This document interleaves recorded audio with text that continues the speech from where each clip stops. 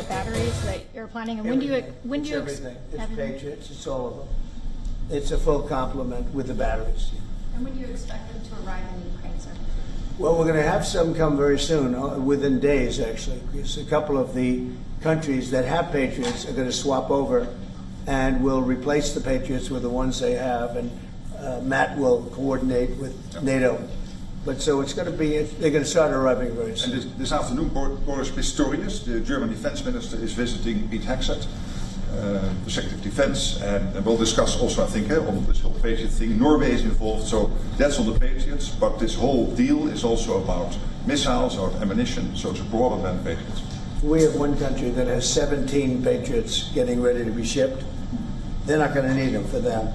So we're going to work a deal where the 17 will go, or a big portion of the 17 will go to the war side. Mr. President. That can be done very quick. Mr. President. Mr. President, Yeah, please. could this transaction with NATO be viewed as a step towards achieving peace, letting Putin know that now Zelensky has a little bit more powerful tools in his tool chest, and maybe that brings him to the table to achieve peace? I know that you wanted to do that. Brian, that's what we've been saying. I think you might have expressed it better if you wanted to. I'm just That's exactly what That's a summary. That was a nice summary. You might, I think he's done better than us. He's a very good guy, I can tell you that. But no, it's well said. Yeah, I think this is a chance at getting peace.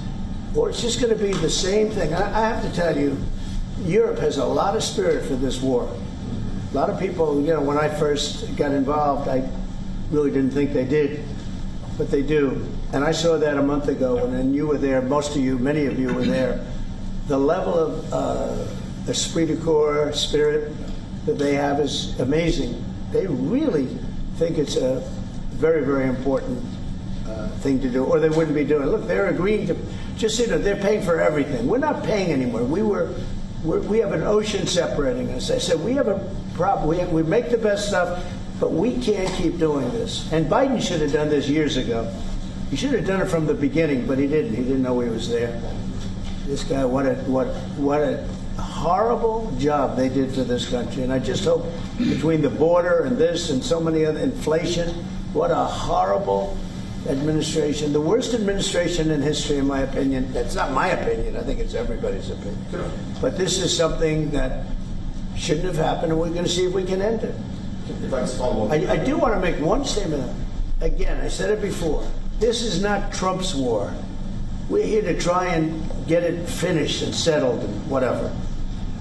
Because nobody wins with this. This is a loser from every standpoint. From day This one. was Biden, and this was other people. And it's a very sad. It's a very sad situation. This gentleman's doing a great job. He's going to. I think he's going to get it, and Matt and everybody else that's working on it. I think you'll get this thing over with. Hopefully. Mr. President, you've praised European countries today as standing up for Ukraine, as being strong. Will you allow them to continue to negotiate tariffs lower than 30% before August 1st, or is the deal set at this point? What does that mean? You mean you're talking about the tariffs? On trade, on tariffs. You're back on tariffs. You're on a more friendly tariff, right? A little bit more friendly tariff. Perhaps. No, we're going to be talking to people. We have, you know, I watched the show this morning. They were talking about, well, when's he going to make the deal? The deals are already made. The letters are the deals. The deals are made. There are no deals to make. They would like to do a different kind of a deal, and we're always open to talk. We are open to talk, including to Europe. In fact, they're coming over. They'd like to talk to us. Mr. President, is there any concern about the U.S. stockpiles? There was a pause in delivery of weaponry to Ukraine in order to evaluate, apparently, the U.S. stockpiles. What came out of that? Evaluation. I mean, this was a very big, what we're talking about today is a very, very big day.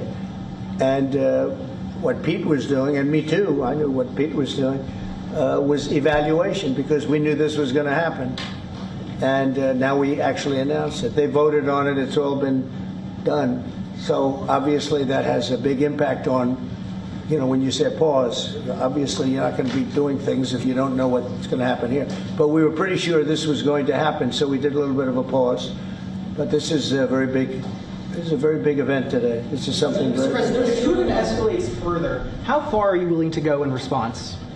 In what? How far are you willing to go if Putin were to escalate, send more bombs in the coming days? Don't ask me a question like that. How far? I don't know. I want to get the war settled. They're not Americans that are dying in it, and I have a problem, and JD has a problem. It's a stance that he's had for a long time. They're not Americans dying, but there are a lot of people dying, and on something that should be able to be settled. And we all agree with that. This group of people, that, we want to defend our country, but ultimately, having a strong Europe is a very good thing.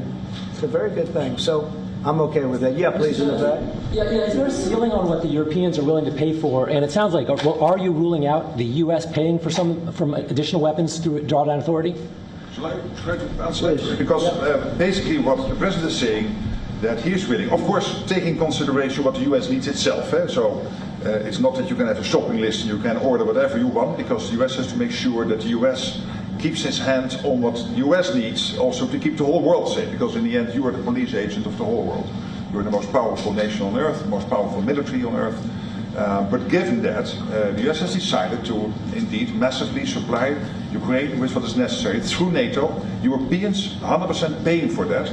And what we have been doing over the last couple of days is talking with countries, and I just mentioned the ones who in the first wave immediately said, we want to chip in.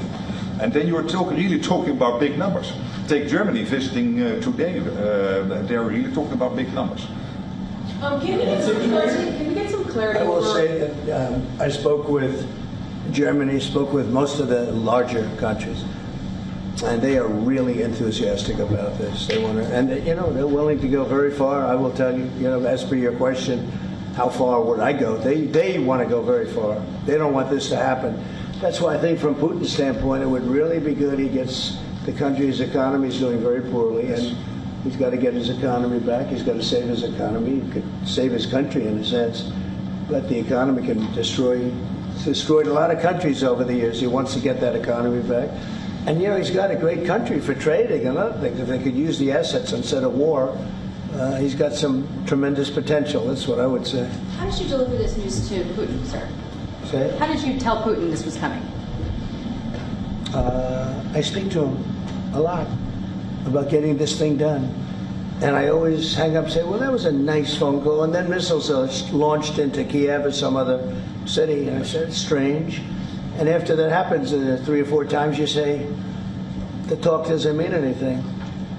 My conversations with him are always very pleasant. I say, isn't that a very lovely conversation? And then the missiles go off that night.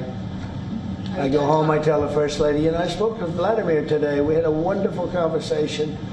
She said, oh, really? Another city was just hit. So it's like, look, he's, I don't want to say he's an assassin, but he's a tough guy. It's been proven over the years. He's fooled a lot of people. He fooled Bush. He fooled a lot of people. He fooled Clinton, Bush, Obama, Biden. He didn't fool me. But what I do say is that at a certain point, ultimately talk doesn't talk. It's got to be action. It's got to be results. And I hope he does it. It's potentially such a great country to be wasting so many people on this and the money. And look at what's happened to his economy. Look at what's happened. So, And with the threat in 50 days, yeah, the economy will be hit very hard. I mean, look, I hope he's going to do it. He knows the deal. He knows what a fair deal is. If there is such a thing as a fair deal, there's no winners here. This is a loser. This is a loser. And I dealt with him from the beginning, and it wouldn't have happened, but I will say Ukraine was the apple of his eye. We talk about it. It was the apple of his eye, but it wasn't going to happen. And he understood that. It wasn't going to happen. And then I noticed, after I was out, I noticed soldiers forming at the border. Yeah. And then I heard horrible, stupid things being said from the other side. And I said, they're really handling it very, very wrong. It's a shame. Yeah. Can I add one thing, and that is about President Trump, because you came in office in January. On the 12th of February, you had your first phone call with Putin. I think you did exactly what I hope you would do, that is breaking the deadlock, starting the conversation, because you have to test him. I know Putin very well from the days when I was Prime Minister in the Netherlands. You have to test him. and you did this, and you really gave him a chance to be serious, to get to the table, to start negotiations. Steve Witkoff, Marco Rubio, we all tried to help you. But you've now come to a point where you say, well, hey... We actually thought we had probably 4 times the deal. Yeah. I mean, you would have called and we said, this looks good. Yeah. And then the deal wouldn't happen because bombs would be thrown out that night and you'd say, we're not making any deals. It was like... But you making the deadlock was crucial because you had to start that process, and you were the only one who was able to do that. I think we'll get it done. Do you think he's reasonable enough to negotiate an end to I think we're going to this? get it done. I think, look, he All right, and that's the big news coming in from the Oval Office, where U.S. President Donald Trump just met NATO Secretary General Mark Rutte and announced that he will be sending top-of-the-line weapons to Ukraine, including Trump sending 17 Patriot batteries to Ukraine from an unknown NATO country. Trump further asserted that he wants the war to settle. He wants the war to end, further saying that a lot of people are dying, and also warned Russia, threatening 100% tariffs on Russia in a span of 50 days.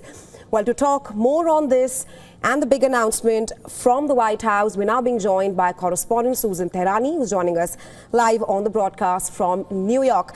Hi, Susan. Trump has made the announcement of sending top-of-the-line weapons and 17 Patriot batteries to Ukraine. Talk to us about the significance of this deal as Ukraine battles Russia.